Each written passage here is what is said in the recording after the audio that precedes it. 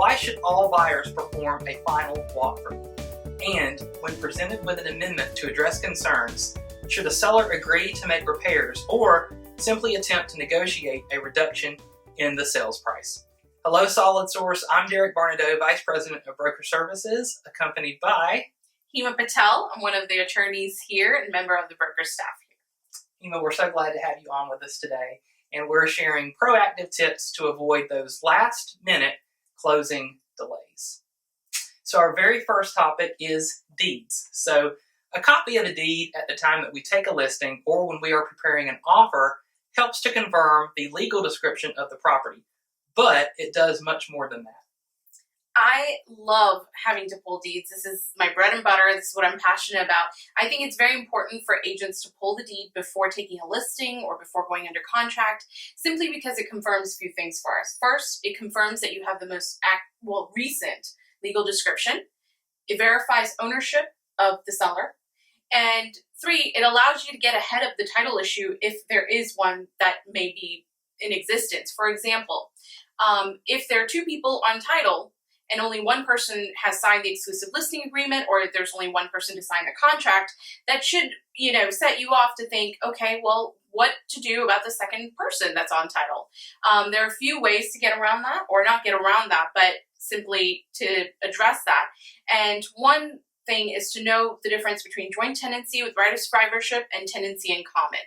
When 2 people take title as joint tenants with right of survivorship, if one predeceases the other, the surviving spouse or the survivor takes full ownership of the property. If, however, there's no joint tenancy with right of survivorship language in the deed, then most likely it's tenancy in common, in which case if there is a person who's missing or signature that's missing, you have to first find out the status of the person that's not on, that hasn't signed the contract, and figure out if maybe a probate is needed, or there was a divorce perhaps, and it allows you to kind of get ahead of that title issue. Right. So for example, let's say an individual reaches out to us to list their property, and they disclose to us that their spouse has previously passed away, and we receive a copy of that deed. What are some things that we might want to look for on there? Because you had a great point. If they're joint tenants with the right of survivorship, no action is required. That ownership will automatically flow to the remaining partner.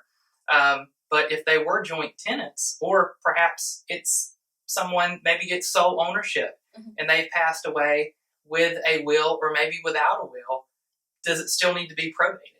It may, and that's definitely a question to ask, your seller or your owner, just because they may have already gone through the probate matter and it's just a matter of conveying the deed out of the estate, or perhaps they died so long ago that, there's maybe another avenue to clear that title issue.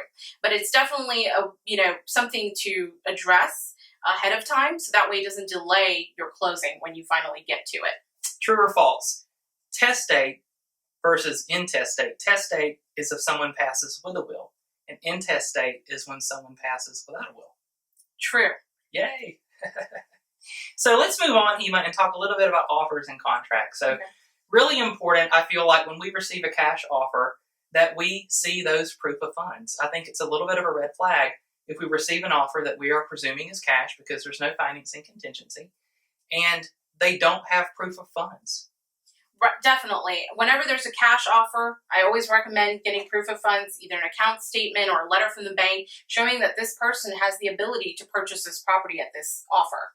And if it's financing, so much better to have a pre-approval versus just a pre-qualification. With a pre-approval, a buyer is having to go ahead and provide important documents to a lender up front, and they're going ahead and they're reviewing those documents. It's pretty easy to get pre-qualified. Most of us can do it simply online. So a pre-approval is definitely a much better way to go. And one question that can sometimes come up talking about cash deals is if a buyer doesn't have proof of funds because they're looking to sell another home, but they aren't including the sale or lease of buyer's property contingency exhibit along with the offer. How do you feel about that? I think it's very, very important whenever there's another sale that's happening to definitely disclose that to the seller and make that contingent on that offer. Otherwise, your buyer is going to potentially breach, and your seller is going to lose out on time and money and effort that that they've gone under contract for. And a good point too I'd like to make is if it's financing and the sale is still contingent on the sale or lease of another home, but that sale or lease contingency is not included, the buyer would be at risk of losing their earnest money. That's correct. Yeah. Some really good points. I do want us to also discuss a buyer's change of financing. Let's say, for example, a buyer goes under contract with a seller with a conventional loan exhibit, but then they switch at a certain point over to FHA, VA, maybe even USDA. Can a buyer do that?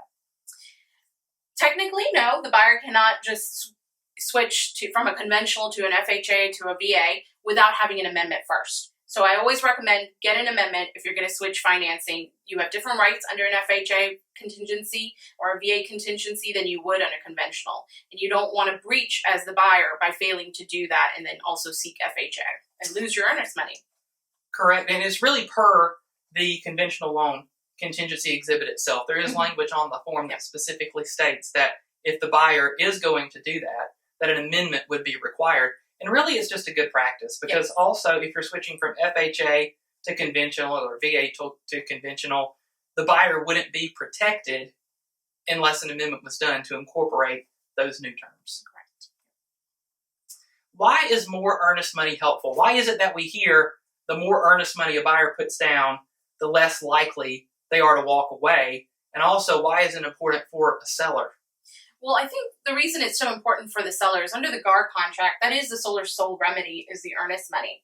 And when it's just another extra layer to protect the seller when there's increased earnest money because it's less likely that the buyer is going to walk when there's so much money on the line. So more earnest money because it's the seller's sole remedy, and more earnest money because the buyer is less likely to simply throw in the towel if things aren't going in their favor. Exactly. So I do want us to also discuss amendments to address concerns, repair requests, because first off, Seth does a really great job of this, but explaining that GAR's intent for the amendment to address concerns is not for it to be a laundry list of repairs, but to address very specific key items that a buyer simply couldn't live with and wouldn't want to purchase the property if they weren't corrected. So what is some advice that you would offer to a seller when they receive these amendments to address concerns? Well, I would recommend either taking a reduction in price in lieu of repairs so that there's not, issues with closing, and determining whether those repairs were done correctly or there's not a dispute as to how those repairs were done. So oftentimes I do recommend that sellers lower the purchase price in lieu of repairs. And if they're going to do it, pick the most significant ones or pick the ones that, actually matter to the buyer. Because as you said, it's not supposed to be a laundry list of items to repair. It's supposed to be those things that are really of a concern for a buyer. Those are some really good points. And also on the amendment to address concerns, it is really important that it be signed and delivered back to the buyer before the expiration of the due diligence period. It's not enough to simply have that amendment sent over to the seller. You would want to have everything signed off on before the expiration of due diligence because after that, the buyer is presumably purchasing the property as is. Final walkthrough and issues post-closing. So every buyer, I can't imagine a buyer that I would not recommend that they perform a final walkthrough for a couple of reasons. One is the GAR contract does state that the seller will deliver the property in substantially the same condition as it was on the binding agreement date. Of course, taking into consideration any repairs that the seller agreed to make. And if the seller did agree to make repairs and we are working with the buyer, we really want to make sure that those repairs have been completed. Yes, Derek. And just a few things to add with the final walkthrough. The reason it's so important is it allows the buyer to really gauge whether those repairs were done correctly or to their satisfaction ahead of time or per the amendment to address concerns. Second, it allows you to look at the condition of the property, when the seller moves out, hopefully by then, because, maybe in the initial inspection, you weren't able to view everything. You weren't able to see everything. And, the sellers, now that they've moved out, things are removed, you could see better condition of the property and address anything that may need to be done at this point. And then third, everything that the seller said that they were leaving the property, you want to make sure that it's actually there. fixtures, refrigerators, really anything that was already stipulated and disclosed as staying needs to stay in the home. And that's a great opportunity for the buyers to check to make sure that that actually has happened. A question that oftentimes comes up is, does a buyer have a right to access the property, inspect the property, have their professionals access the property after the due diligence period has expired? Absolutely. Buyers do have the right to access the property, of course, reasonably. So they can ask the seller, and they do have a reasonable expectation to access the properties, to allow contractors to access the property, and the sellers cannot unreasonably deny that request. Now, how should we handle as agents any issues that may come up post-closing? Because what we know is that our duties to the parties and really our ability to be able to jump in and effectively help the parties is going to end at closing. But there are times when issues do come up post-closing. What is some advice that you can offer us in terms of how to handle that and how to best advise our clients? Well, Derek, I would always say, I agree with you that the agent's duties to the client do end at closing. There's not much that the agents can do to enforce anything post-closing. Of course, as a courtesy, if they could try to get in touch with the other agent and try to coordinate something with the seller if they needed to, in terms of any repairs that may need to have been done or contact information for any contractors or anything like that. However, they don't have a duty to do that, and sometimes, unfortunately, the buyers, it's a buyer beware stage. So at the end of the day, you do have to make sure that you protect yourself as well. Absolutely. And if there are repairs or any items that can't be completed by the date of closing, moving the closing date back usually leads to happier buyers and sellers. Even instead of a temporary occupancy agreement for seller after closing, if we could simply just move that closing date back, that's typically going to be the better way to go.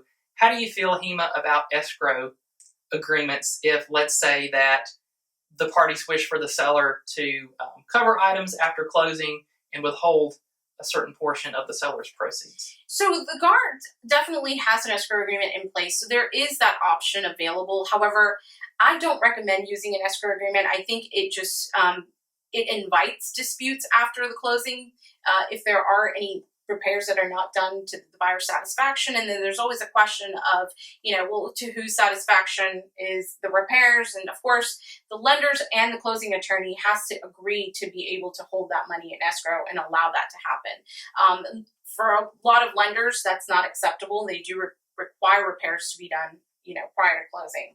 And therefore, there's no disputes after closing. Well, Heema, I am so thankful for you spending time with us today and helping us to address some of these questions and concerns, these tips for avoiding last-minute closing delays. We appreciate you so much. Thank you, Derek. I'm very excited to be here and to help with anything you guys may need help with. So I'm only a phone call away.